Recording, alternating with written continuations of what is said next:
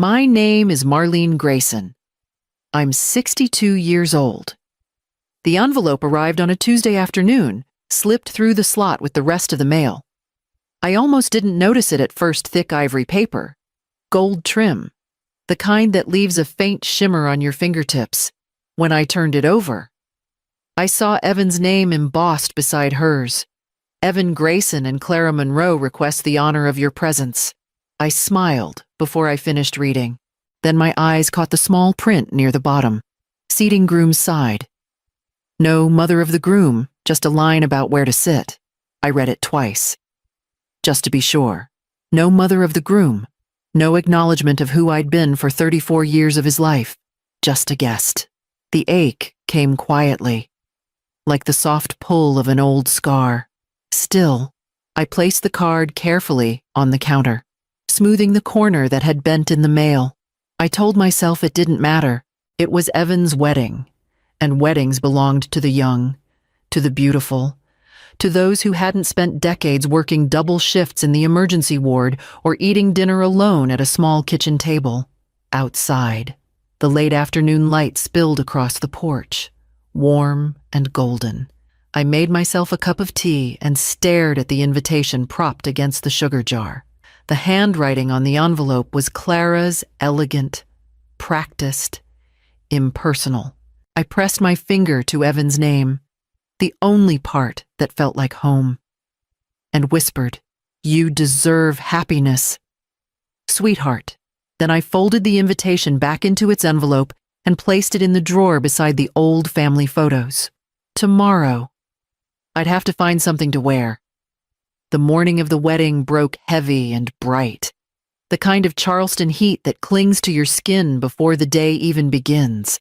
I'd left the windows open overnight, hoping for a breeze, but the air was thick and still. The scent of magnolias drifted in from the street, sweet and heavy as memory. On the ironing board lay my navy dress.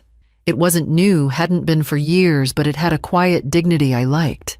I'd worn it to Evan's college graduation, the same day I'd watched him walk across the stage and accept the diploma I'd worked half a lifetime to help him earn. I remember standing there, hands trembling, clapping until my palms stung, thinking that every double shift, every missed holiday had been worth it.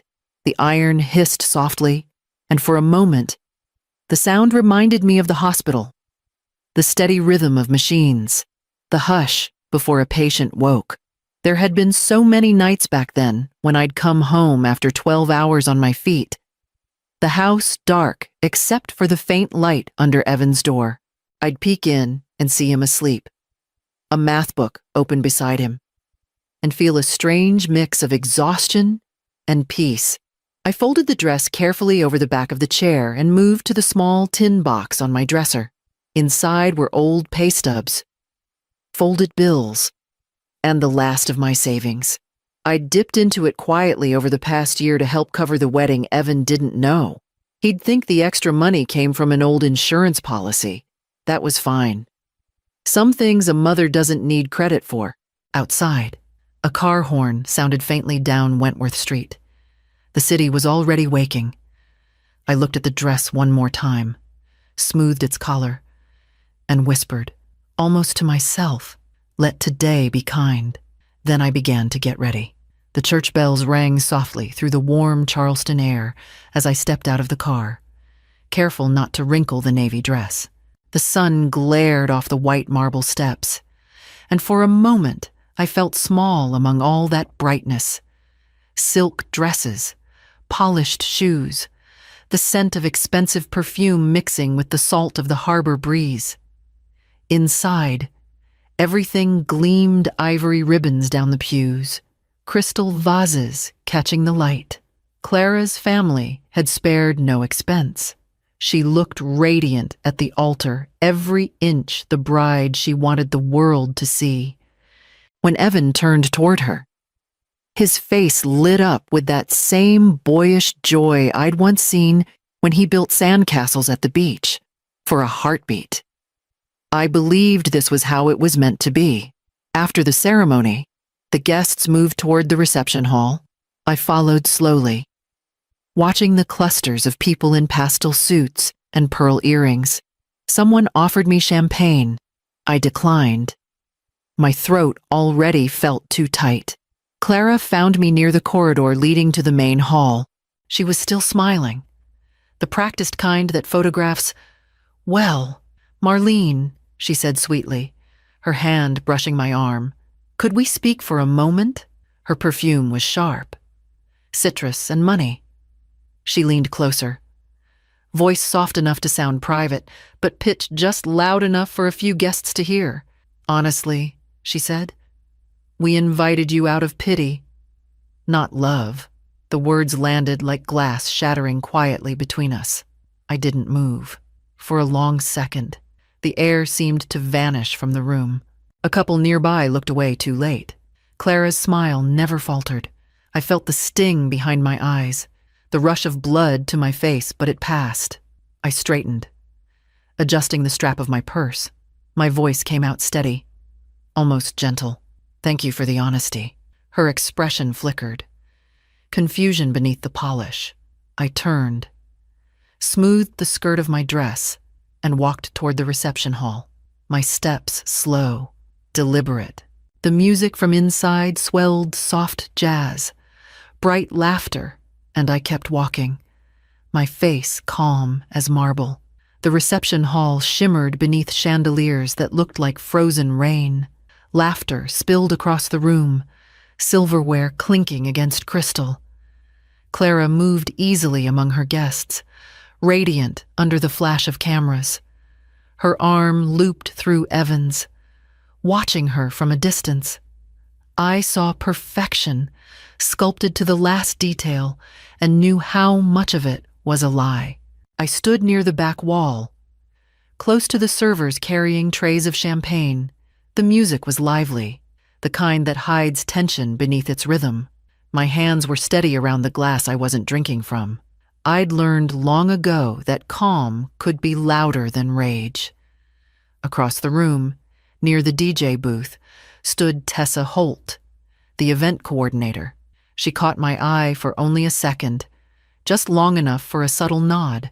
I'd met her 6 months earlier, when she came through the emergency ward after a car accident fractured wrist. Mild concussion. I'd stayed late that night to make sure she had what she needed. Gratitude, it turned out, sometimes lasts longer than pain. We hadn't spoken much since then, only exchanged a few quiet calls and one short meeting at a downtown cafe. Enough to share facts, enough to prepare. Now, watching her adjust the microphone near the dance floor, I saw the flicker of resolve in her face.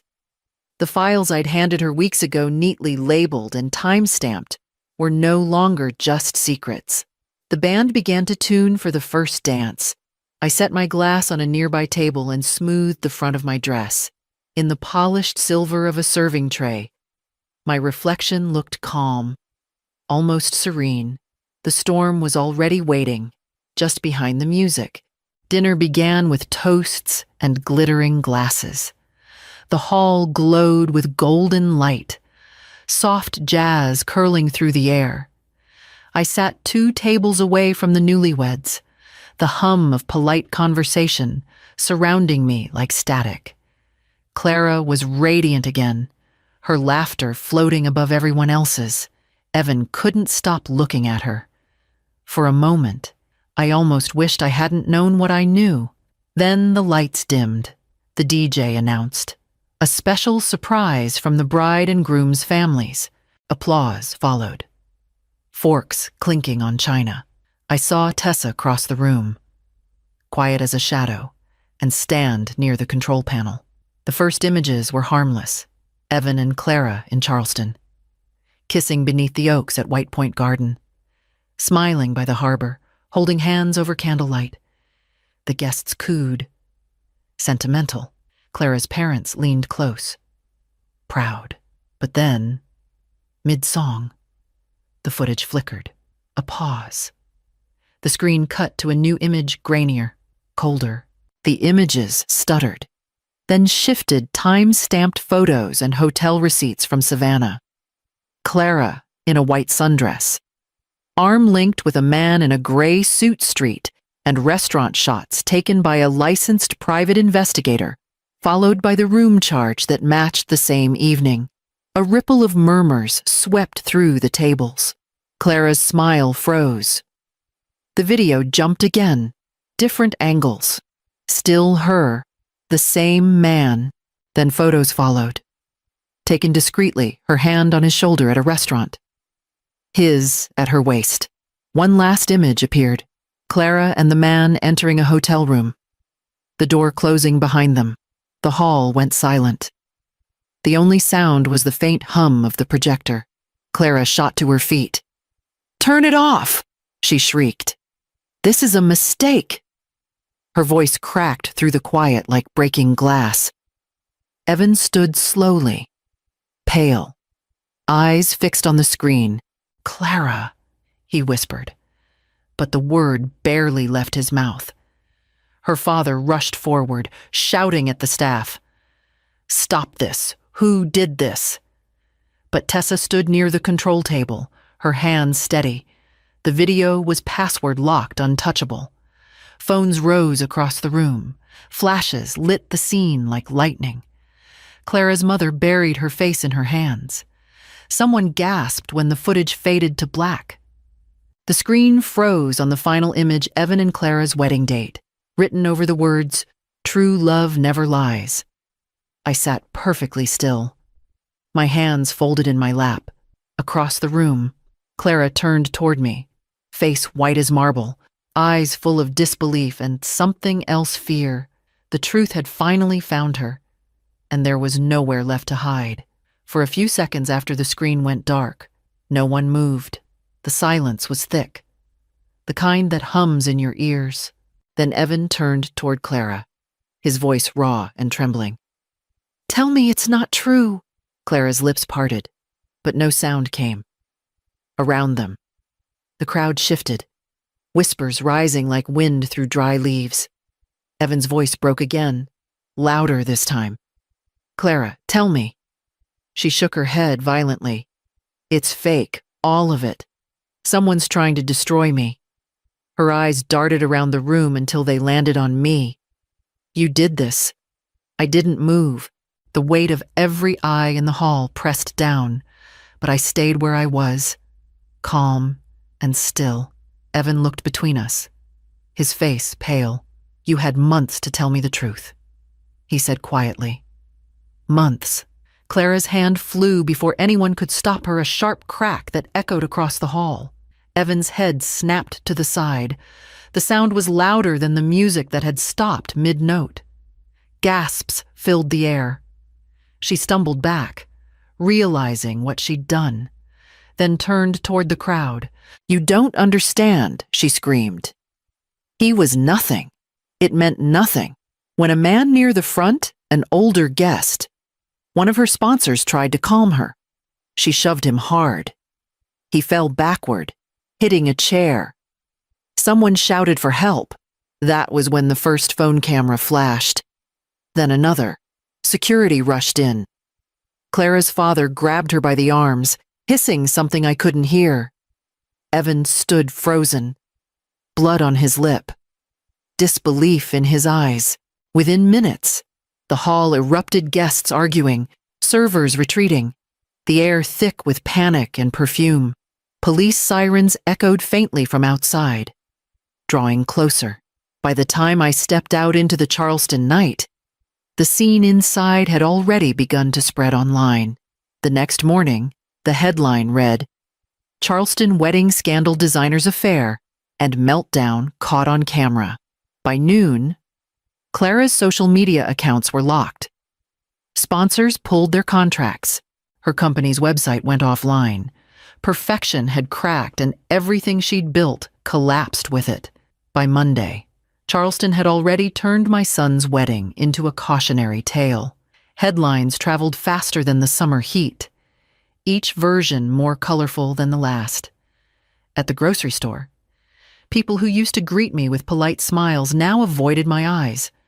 A few whispered, anyway. I heard my name once, twice, followed by words like planned, revenge, and poor Evan. I stopped answering the phone after the third call from a local reporter. Each time, their voices were the same, soft, curious, rehearsed. They wanted a quote, a comment, a headline that would keep the story alive another day.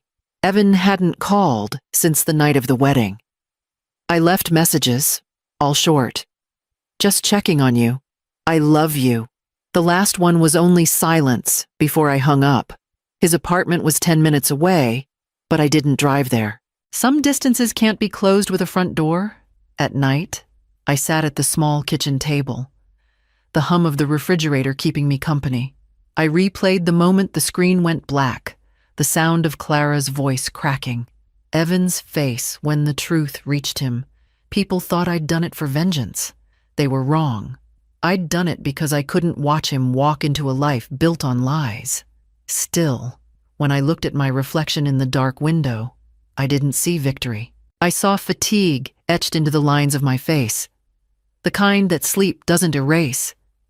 Outside, the cicadas buzzed, relentless in the heavy air. I switched off the light and sat in the dark a while longer, waiting for something, maybe forgiveness, maybe quiet, to finally arrive. 3 days passed before Evan finally called. His voice on the phone was distant, stripped of warmth. "We need to talk," he said. "Tomorrow morning, King Street Cafe." Then the line went dead. When I arrived, the cafe was nearly empty. Rain pressed softly against the windows, making the world outside blur. Evan was already there, sitting by the corner table. His suit jacket was wrinkled, his eyes ringed with sleeplessness. He didn't stand when I came in. "Evan," I said quietly. He looked at me for a long time before speaking. "You were right," he said, "but you humiliated me." The words cut, but I didn't flinch. I sat across from him, my hands folded around a cup of coffee that had already gone cold. "I didn't want it to happen that way," I said, "but I couldn't let her ruin your life." He shook his head slowly. "You should have told me." "I tried," I said. "Do you remember the texts I sent last spring? The ones you never answered?" He frowned. "Clara said you were being dramatic, that you didn't like her. She deleted the rest," I said softly. "Every message that mentioned Savannah, or that man. I only found out when I asked your carrier for the records." Evan leaned back, eyes glistening with disbelief. The silence between us filled with the clatter of dishes, the hum of espresso machines, the weight of everything unspoken. "I didn't want to expose her," I said. "I wanted to protect you. But she made it impossible. She turned every warning into proof that I was jealous or cruel." Evan rubbed his temples, his voice cracking. "I loved her, Mom. I know," I said. "And that's why I had to do it. Because love shouldn't be the thing that destroys you." For the first time in weeks, his shoulders eased, though his eyes stayed downcast. He didn't forgive me. Not yet. But he didn't leave either. And for now, that was enough. A week later, I was folding laundry when I heard the knock. It came sharp and fast, like someone who wanted to be heard more than welcomed. When I opened the door, Richard Monroe stood there. Clara's father, his tie loose, face flushed with anger. "You've ruined my daughter's life," he said without greeting. "Do you have any idea what you've done?" I kept my hand on the doorframe. "She did that herself, Mr. Monroe. She made mistakes," he snapped. "But you destroyed her reputation. You think exposing her in front of everyone makes you noble?" The heat in his voice reminded me of every man who thought money could rewrite truth. I wanted to close the door, but I didn't. I looked him in the eye and said quietly, "I only showed what was already there." He glared a moment longer before turning away, muttering something about lawyers. His car peeled off down Wentworth Street, leaving tire marks on the wet pavement. That evening, as I watered the ferns on the porch, blue lights flashed 2 blocks away. Later, I'd learned that the police had arrived at Clara's downtown apartment. Someone in her company had come forward with evidence-forged vendor invoices. missing donations from a charity gala, payments rerouted into personal accounts. The investigation had begun months ago, quietly. Tessa's name appeared briefly in the local paper as a cooperating witness. Nothing sensational, just a footnote. But the connection was clear. The same folder I had given her, filled with timelines and receipts, had led detectives to the rest. By the next morning, Clara's mugshot was everywhere, on the news, on social media, on phones in every coffee shop in Charleston. The same flawless face that had graced wedding magazines now stared back, hollow-eyed under fluorescent light. Her company was suspended. Sponsors vanished overnight. I watched the coverage from my porch. The morning sun soft over the rooftops. Reporters called it the Charleston wedding scandal. Neighbors whispered again. But this time, their tones were quieter, almost reverent. The world had done what I no longer needed to do. Truth had finished what I'd started. I turned off the television, stepped outside, and let the warm wind from the harbor carry the sound of church bells through the air. For the first time in weeks, it didn't hurt to breathe. Spring came early that year. Charleston felt softer somehow.